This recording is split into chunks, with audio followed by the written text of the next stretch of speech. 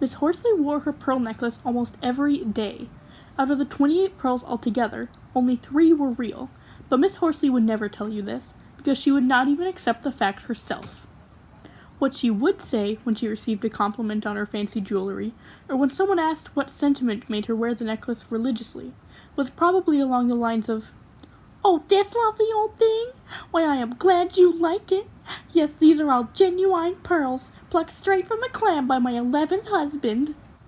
And the other person would be easily won over and amazed, for the false pearls truly did look like the real deal. And Miss Horsley would chuckle, and reply, "Yes, it was quite a bargain. I get to look glamorous at a cheap price."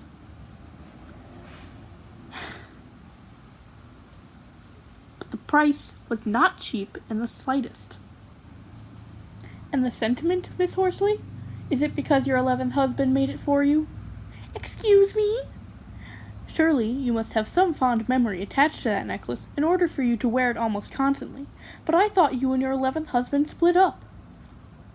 Miss Horsley's wrinkles would wrinkle a little more, and the lipstick smear at the side of her lips would suddenly become obvious.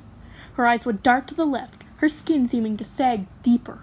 The pearls would suddenly seem shadowed, but then Miss Horsley would reach her wrinkly hand up to them, turn back to you as if that dark fog had not just been present for a brief second, and answer in a playful, sassy tone, "No, I wear them because they make me look marvelous."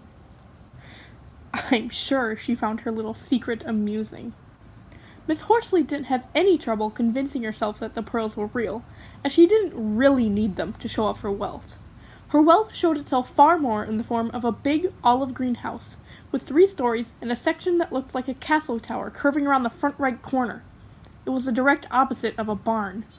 Olive green itself is already a pretentious color, since in my experience the only people who actually like olives are haughty people with everything to lose, but high in security systems to ensure they don't lose anything. And Miss Horsley's pretentiousness goes further. The inside of the house was just as pompous as the outside, and its satin curtains were always slit open on their silver rods displaying the ornate interior. The dining room with its chandelier and fine china cabinets. Yeah, cabinets with an S. The bedroom with one of those rich people bed tents that hang from the ceiling, and then with fluffy white sheets over a mahogany bed frame. Even one of the bathrooms had a clear window to show off the pristine, expensive countertops with the expensive soaps with scents so strong they could suffocate somebody. I'm sure that bathroom was never used. It was just for show.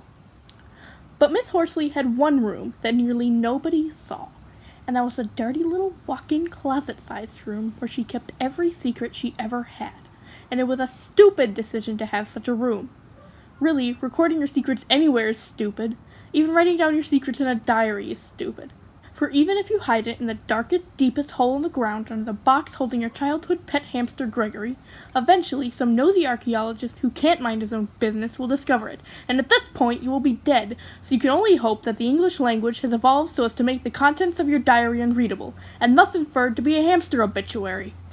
Now that I have described how easy it is for a well-hidden diary to be discovered, surely it must now seem logical that it was a walk in the park for me to stumble upon Miss Horsley's mediocrely hidden room.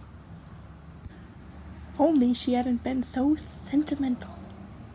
I had been in the house for petty purposes, to cause Miss Horsley the same annoyance and pain she had caused me with that pearl necklace, and to open her eyes about her 11th husband, perhaps. However, I found myself with evidence that could condemn her to live what little life she had left behind bars.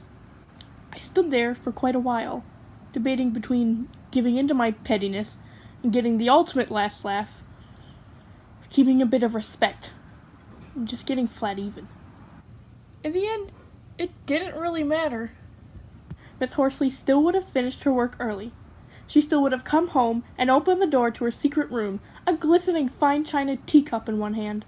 The teacup would have still been a little too full, so Miss Horsley would have to pause to take a sip at the top of the short staircase.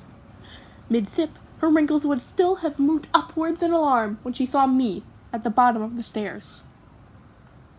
We made a satisfactory exchange.